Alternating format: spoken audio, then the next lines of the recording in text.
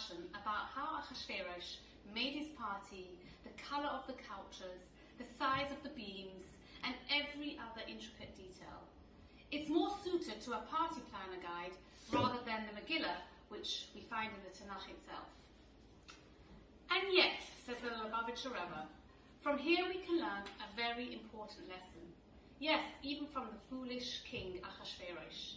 Because if he can go all out to such an extreme extent for 6 months, throwing such a lavish party with every single detail, if that's the way someone like that can dedicate himself to materialism, how much more so should we be prepared to go all out and dedicate ourselves to spiritualism, to the education of our children, never cut corners in our Jewish values and in all of our spiritual pursuits.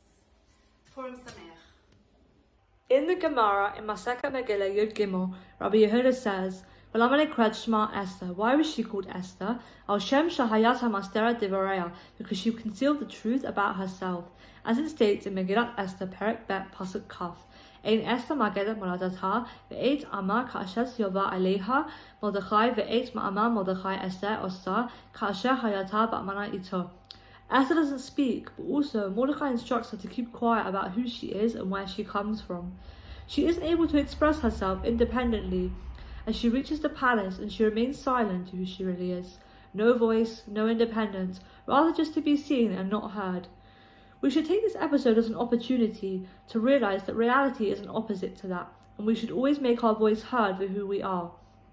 As it says in Lachadodeh, Megdash Melech Melucha, Kumi Te'ei Mitocha Habecha. Arise, go out from the midst and turmoil. Our job is to get up and go out. Mobilize our strength to climb to levels where we can have independence through our religious identity and be involved through Torah and everything there is around us. We can reach incredible heights if we climb as we are destined for royalty, which we can use to build Hashem's Mikdash by taking steps to do so, with not just having a voice and being able to express ourselves within our communities, but by making a difference and by always being proud of who we are and showing that by getting up, going out and expressing ourselves to do good, inspiring things with Torah and what makes us who we are.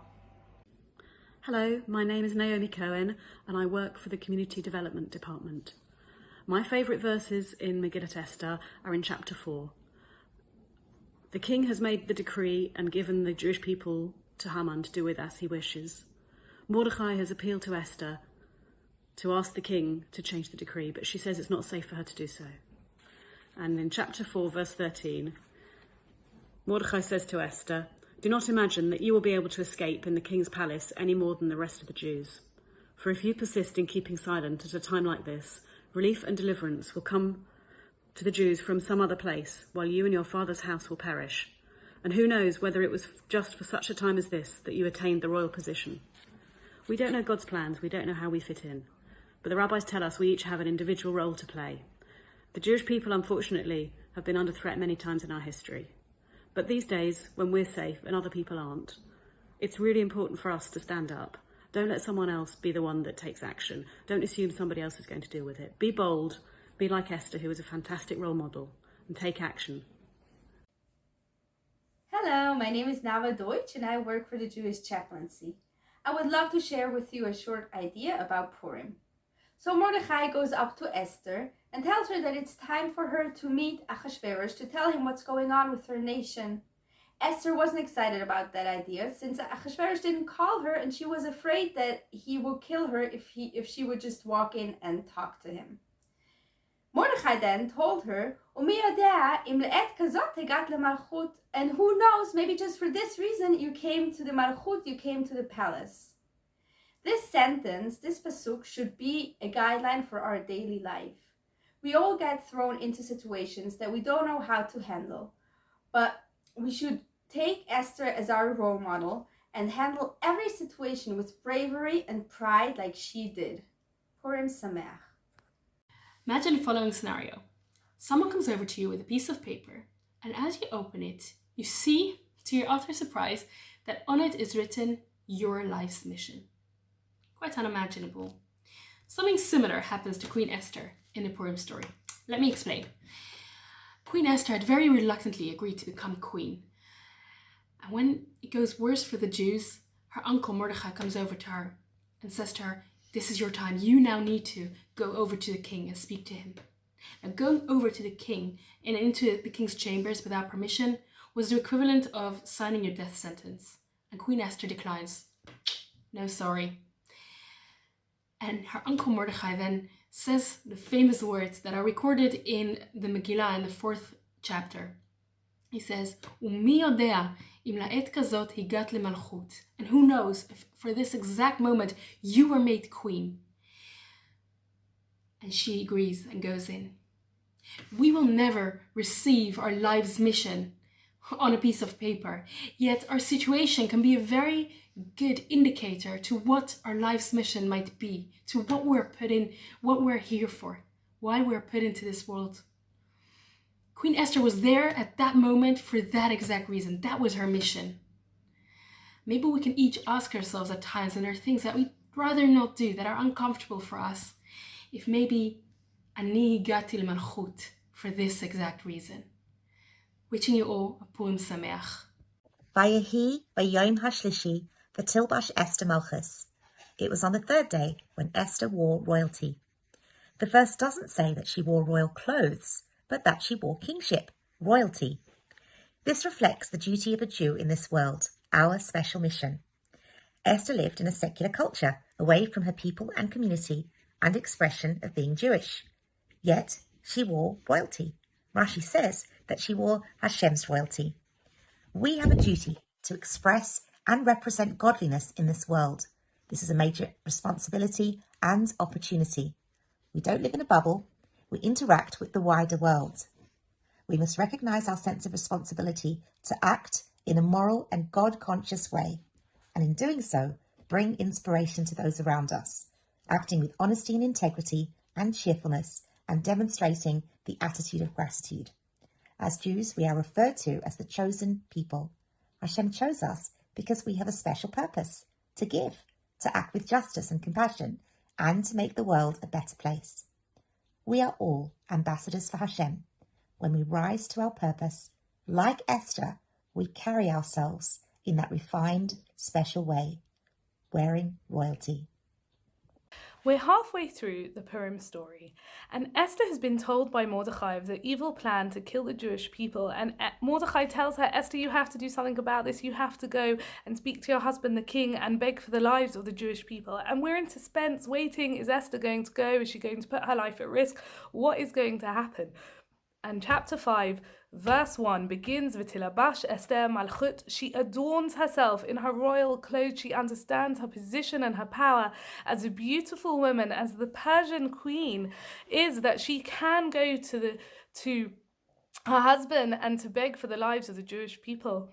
And we see in that verse that the word Melech, king, is repeated 6 times, reminding us of her special position, of the danger, the power that her husband, the king, had over her, but also to remind us that, is he really the king? Is he really the one in charge? No, because we also have the ultimate King of Kings, God, who is the one who gave Esther her position, gave her her traits, her beauty, her ability, her charm, her charisma to be the Persian queen. And he's the one who put her there, and he's the one who will protect her as she takes the stand to beg for the Jewish people to be saved. And he's the one who's going to ultimately save the Jewish people. Wishing you a happy Purim. As we get older, we realize that we can't take sleep for granted. Well, a good night's sleep for granted. In the beginning of chapter 6 in the Megillah, we start off with Belayla hu nadash shnat hamelech. On that night, the king's sleep was disturbed. And in the Gemara in Megillah, there is a question, whose sleep is it? Who is the king that his sleep has been disturbed? There is one opinion that talks about that it's the king in heaven, that things up there are being disturbed. The majority opinion talks about heaven and earth.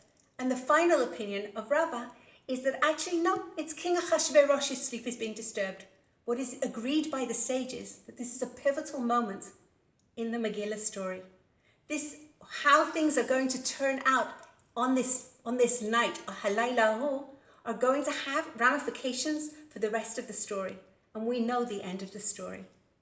As we lay awake, sometimes with a lack of sleep, we also have an opportunity of deciding which chronicle, which book are we going to read that night in a figurative manner. We know that Ahasuerus asked for his chronicles, and the story is as we know it. We have a choice of reflecting what was the day before and what will be the next day. The days are about doing and doing and doing, but the nights are about sometimes just being, taking advantage and hoping for a happy end. Purim Sameach. I'm a bit of a Harry Potter fan and was so excited to get my copy of this a few years ago. Yes, I have the unofficial Hogwarts Haggadah too. I'm going to skip to near the end of Megillah Esther chapter 9, when we read how everything reversed. The Jews dominated their enemies and they weren't wiped out. Pasuk 18 tells us, "But the Jews who lived in Shushan assembled on the 13th day and on the 14th day and rested on the 15th day, making it a day of feasting and joy." Mishteh v'simcha, feasting and joy, it's mentioned a few times. Having a Purim Suda, a Purim meal, is one of the 4 mitzvahs of Purim. It perfectly encapsulates the popular Jewish phrase for festivals. They tried to kill us, we won, let's eat. But let's step into the Hogwarts dining hall for a moment. Who can forget the joy the students would feel seeing tables overflowing with all their favourite foods? The dining hall plays a big part in the Harry Potter story. Friendships form, and it's also a more relaxed time to mingle with students from other houses. We see this contrast with how Harry is treated terribly at mealtimes by his aunt and uncle, one of the only times they are forced to be together in the house that he grows up in. Harry is subjected to insults and abuse.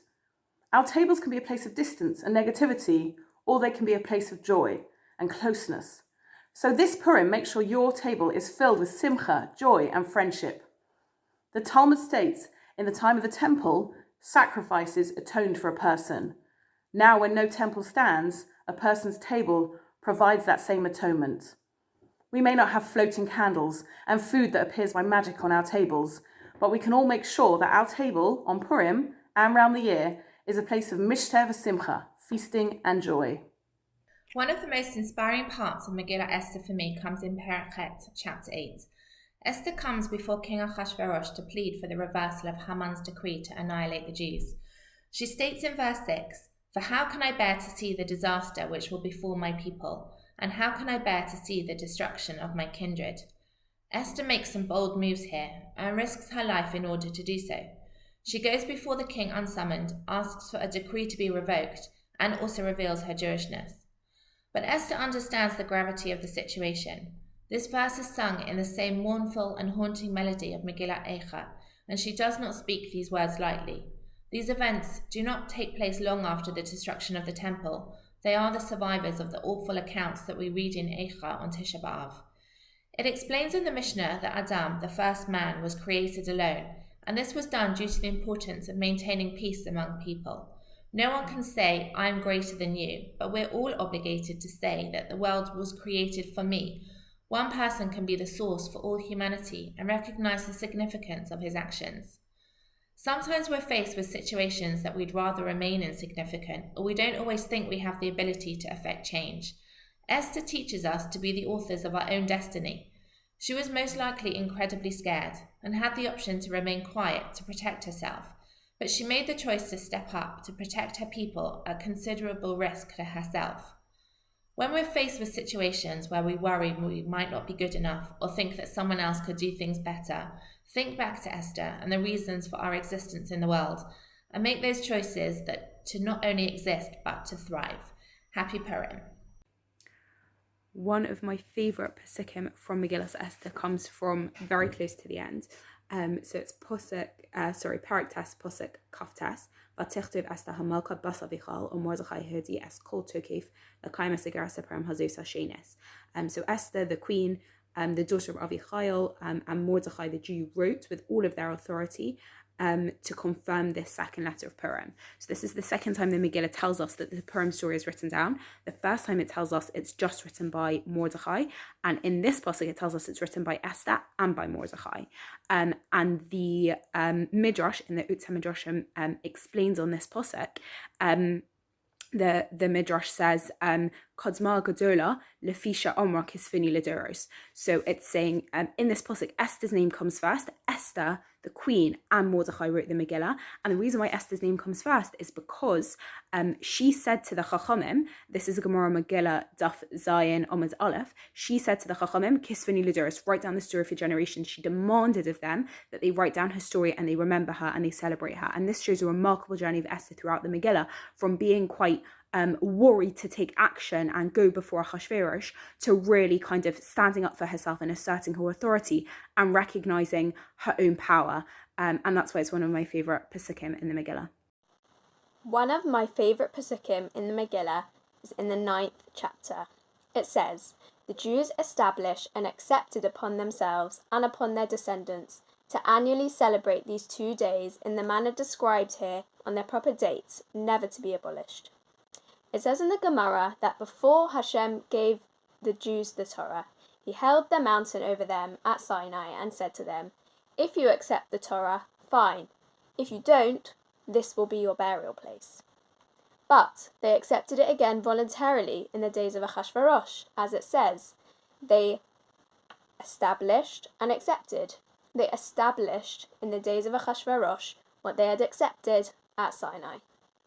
It can be argued that the choice to accept the Torah at Sinai was not a free choice, but the re-acceptance of the Torah in the days of Purim, where God was hidden the entire time, his name was not mentioned even once in the Megillah. That is a truly special moment, so much so that it will never be forgotten. In fact, even in Messianic times, we will continue to celebrate the Chag of Purim for that reason.